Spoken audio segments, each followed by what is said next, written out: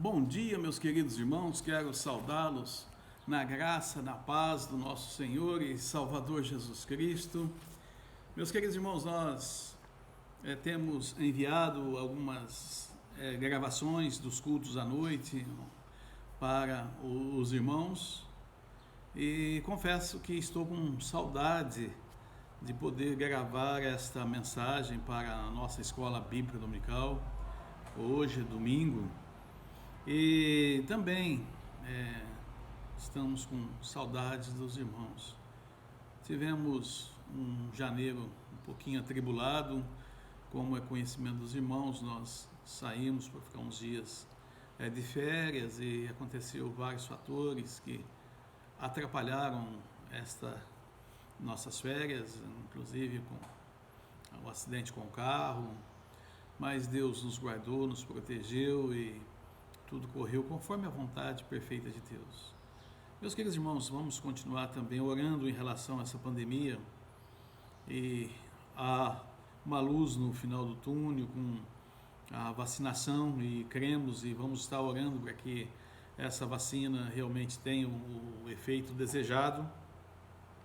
E nós, como servos do Senhor, também não devemos deixar de lembrar de que cremos que Deus pode agir através desta vacina, mas é Deus que está no controle. Vemos os homens colocando todas as fichas na vacinação. Creem eles que a vacina e a vacinação vai resolver todo o problema. Mas nós sabemos que Deus está no controle. E vamos orar para que realmente esta pandemia venha a acabar nesse ano de 2021, ou que haja um controle e que as nossas vidas voltem ao normal. Tenho saudade dos irmãos aqui nos cultos, tenho saudade de ver os bancos muitas vezes vazios, mas isso é uma fase e ela vai passar e assim todos nós vamos voltar a ter os nossos cultos normais. Em relação à construção, quero dizer aos irmãos também que ela está indo e já tiramos todos os andames, as escoras, as madeiras que cobriam o vigamento e já a escada já também está quase pronta e outras coisas que nós vamos realizando e fazendo. Há muito serviço, irmãos, muito serviço. E quando pensamos fazer uma coisa, tem que fazer a outra. Já foi feita também a paredinha onde entrava a água lá na parte de cima. Agora já está resolvido, já está com a calha, tudo pronto. E assim, conforme vai surgindo um problema ou outro, a gente vai solucionando. Também havia aquele problema de entrar água na casa de duas vizinhas. Também já foi solucionado, já está resolvido, graças a Deus. E assim a gente vai acertando todas as questões que forem necessárias a serem resolvidas. Irmãos, vamos falar um pouquinho aqui da palavra de Deus, e algo que muito me traz alegria é falar do amor e da graça do nosso Senhor e Salvador Jesus Cristo. E o tema que eu escolhi para a mensagem desta manhã é a redenção que há em Cristo. Aqui nós lemos o texto de Romanos 3, 21 ao 26, diz o seguinte: mas agora, sem lei, se manifestou a justiça de Deus, testemunhada pela lei e pelos profetas. Justiça de Deus mediante a fé em Jesus Cristo, para todos e sobre todos os que creem, porque não há distinção. Pois todos pecaram e carecem da glória de Deus, sendo justificados gratuitamente por sua graça, mediante a redenção que há em Cristo Jesus, a quem Deus propôs no seu sangue como propiciação, mediante a fé, para manifestar a sua justiça por Deus, na sua tolerância, deixado impunes os pecados anteriormente cometidos, tendo em vista a manifestação da sua justiça no tempo presente, para ele mesmo ser justo e justificador daquele que tem fé em Jesus. Meus queridos irmãos, o dicionário bíblico define redenção como o resgate do gênero humano por Jesus Cristo. É claro que eu estou aqui usando o dicionário bíblico para este fato de redenção que é ligada ao Senhor Jesus Cristo. É impossível dissociar a redenção de Jesus Cristo. Redenção de escravidão, pois se há redenção é porque há a escravidão. E somente serão remidos os que são cativos. Para que a redenção se efetive, é necessário que haja o remidor e que haja o escravo. O remidor era um parente de sangue, tinha de ter posses, tinha de ter condições financeiras e também deveria estar disposto a remir o escravo. Paulo, aqui em suas cartas, em especial a de Romanos, ele usa com frequência a palavra redenção. Todo judeu conhecia essa palavra. Esta palavra redenção na vida diária, no cotidiano do judeu, era muito comum. E redenção faz parte do Torá, que é a lei, o livro da lei dos judeus. E também, irmãos, nós vemos no Velho Testamento a linda história de Ruth e Boaz. Há 3 fatores contidos na redenção que podemos fazer aqui uma análise rápida. O primeiro fato, o pagamento do resgate.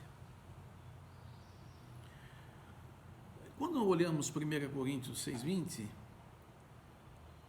Paulo diz, porque fostes comprados por preço. Há um cântico muito bonito que nós cantamos, e ele diz, eu sei que foi pago um alto preço. Irmãos, havia necessidade do pagamento. Como nós vimos aqui sobre o remidor, ele deveria ter condições, ele deveria ter posses, e no caso específico, espiritualmente, olhando aqui para o Senhor Jesus Cristo, ele tinha de pagar o nosso pecado. Ele tinha de pagar a nossa dívida. E essa dívida só poderia ser paga com sangue. Em Apocalipse 5,9, nós lemos, porque foste morto e com o teu sangue compraste para Deus os que procedem de toda tribo, língua e nação. O que aconteceu para que o homem precisasse de um remidor? E por que o preço desse resgate, como nós vimos, é tão alto? Eu não quero retornar e voltar muito na questão da história, mas é necessário lembrarmos de que Adão e Eva no jardim do Éden, pela desobediência, se tornaram pecadores. E ao se tornarem pecadores, toda a raça humana também se tornou pecadora. Nós já nascemos com o gene do pecado. Então precisamos de um remidor. É bem verdade que pela história, pelo tempo e pelo que nós vemos nos dias atuais, o homem, ele quer ser remido e muitas vezes ele procura da sua maneira ou da sua forma esta remissão. No Velho Testamento nós vimos que o sacerdote tinha que matar um novilho, um cordeiro, um bode, uma ovelha e sacrificar e derramar o sangue daquele animal pelos pecados. Isso levou-nos a entender, e a palavra de Deus nos mostra, que viria o Cordeiro perfeito para tirar o pecado da humanidade. Mas, infelizmente, muitas religiões, ainda hoje, inclusive a religião judaica, continua matando bodes e ovelhas, e cordeiros, e touros, pelos sacrifícios da humanidade e deles. Vemos a religião da Umbanda, que ainda sacrificam animais nas suas oferendas. mas não tem valor nenhum, não tem efeito nenhum. Ao pecar, o homem separou-se do seu Criador, e assim todos pecaram. Toda a raça humana foi colocada debaixo do pecado. Não há justo, nenhum sequer, conforme Romanos 3,10. Dizem os homens, o homem é bom. Diz Deus, o homem é mau. Dizem os homens, há muita coisa boa no coração do homem. Diz Deus, enganoso é o coração mais do que todas as coisas, e desesperadamente corrupto. Quem o conhecerá? Jeremias 17:9. Se conhecemos a nossa condição moral e espiritual, concluímos que estamos condenados, estamos perdidos. Isso não é ruim, viu, meus queridos irmãos? Quando nós chegamos à conclusão de que estamos condenados, que estamos perdidos, dá-se um grande passo para que o Espírito Santo continue convencendo o homem exatamente do pecado, da justiça e do juízo. E ao chegar a essa conclusão, o que fazer? Como resolver essa questão? E como nós falamos, o Espírito Santo de Deus agindo, vamos crer e receber ao Senhor Jesus como único remidor. E somente nele temos a salvação, porque foi ele quem morreu na cruz pelos nossos pecados. Foi ele quem permitiu que colocassem os cravos em suas mãos, os cravos em seus pés, e naquela cruz derramasse o seu sangue e pagasse o resgate.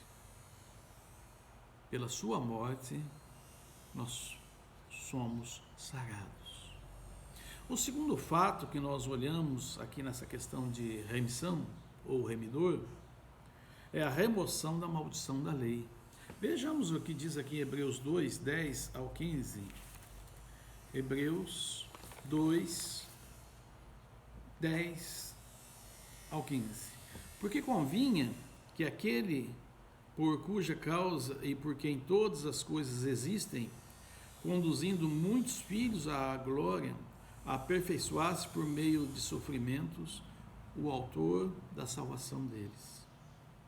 Pois, tanto o que santifica como os que são santificados, todos vêm de um só. Por isso é que ele não se envergonha de lhes chamar irmãos, dizendo: a meus irmãos declararei o teu nome, cantar-te-ei louvores no meio da congregação. E outra vez eu porei neles a minha confiança. E ainda, eis que estou eu e os filhos que Deus me deu.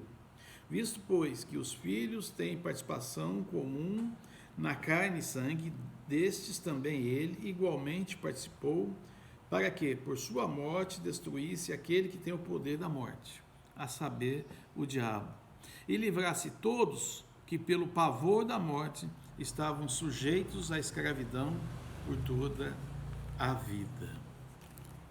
Irmãos, remoção da maldição da lei. E Hebreus diz que por toda a vida estavam condenados. Cristo nos resgatou da maldição da lei, fazendo-se ele próprio maldito em nosso lugar. Porque está escrito: maldito todo aquele que for pendurado em madeiro. Gálatas 3,13. Para resgatar os que estavam sob a lei, a fim de que recebêssemos a adoção de filhos. Gálatas 4,5. A lei traz em si a maldição. O cristão, você, eu, somos libertos desta maldição através de Cristo, o qual se fez maldito em nosso lugar. Meus queridos irmãos, quando nós pensamos em relação a esta situação, a este fato, é importante nós, em humildade, reconhecer o amor e a graça do nosso Senhor. Reconhecer o amor de Deus sobre nós, enviando seu próprio Filho para que se tornasse maldito por nós. E uma das frases que mais toca o meu coração na palavra de Deus é quando o Senhor Jesus Cristo diz: meu Deus, por que me desamparaste? Naquele momento, todo o pecado da humanidade estava sobre ele. O seu pecado, o meu pecado sobre ele. E ali ele se fez maldito. E o Pai Celestial, sendo santo e justo e perfeito, não podia ter comunhão com o pecado. E naquele momento, o Pai separou-se do Filho. E Cristo, por amor a nós, deu a sua vida para que nós tivéssemos vida. A lei traz em si a maldição. E o cristão agora é liberto por Cristo Jesus. O terceiro fato, meus queridos irmãos, é a libertação da escravidão, do pecado, para que a gente possa, assim, viver na graça. Efésios 1:7.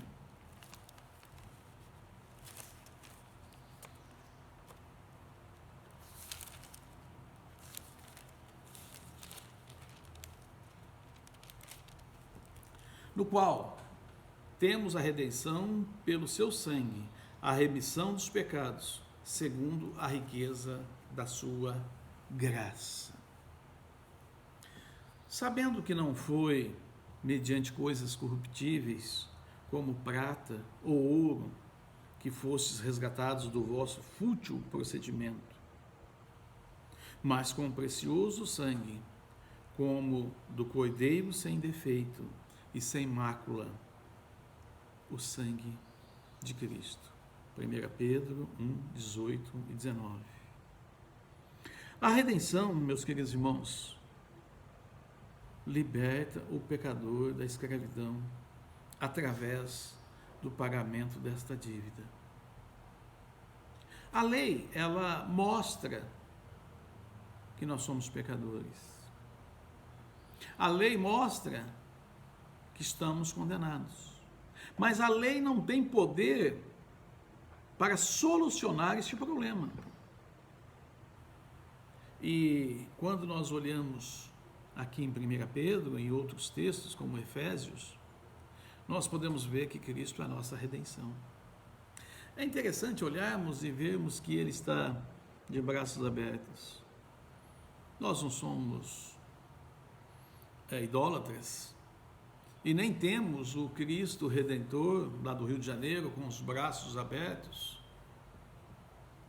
mas é uma figura que os homens todos olham.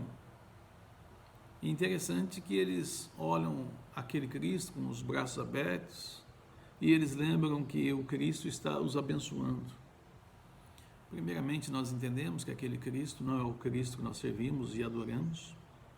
E em segundo lugar, também entendemos que Cristo, pelo fato de estar com os braços abertos, significa que está abençoando as pessoas.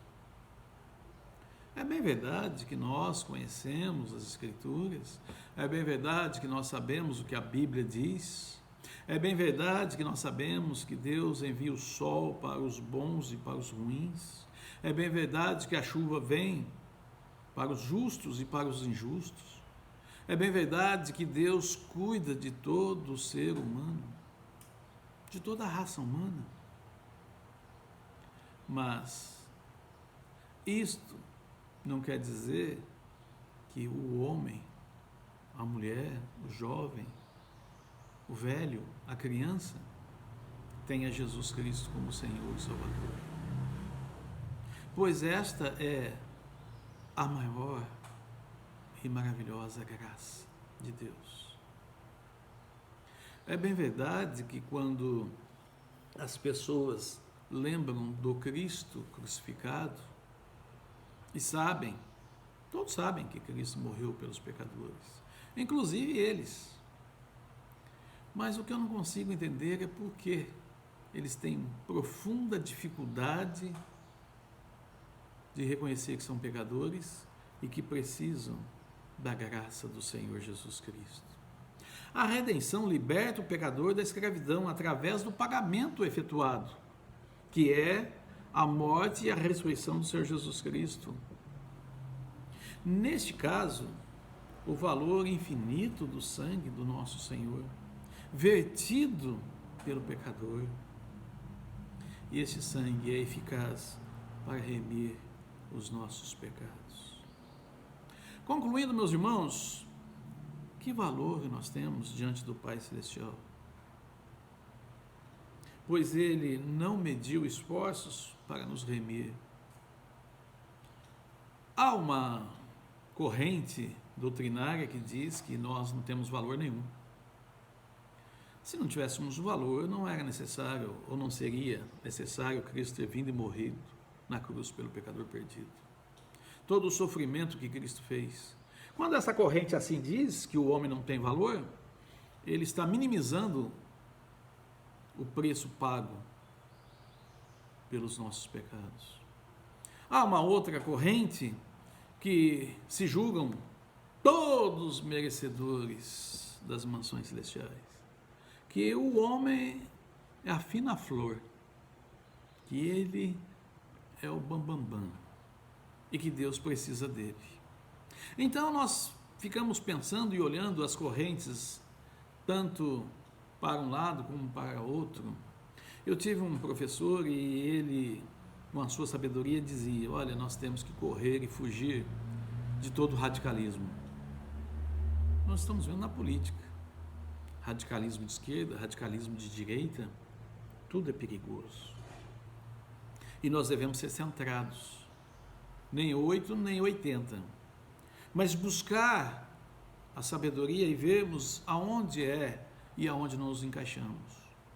E não há como negar de que Deus ama o pecador e que Ele enviou o seu Filho para que o seu Filho viesse e em todo o seu sofrimento, em toda a sua redenção e remissão, quando morreu na cruz e derramou seu derramou seu sangue por nós pecadores e nos fazendo perfeitos. E Deus não mediu esforços, comprou-nos com o sangue precioso do Senhor Jesus Cristo, tirando-nos da maldição da lei, dando-nos liberdade.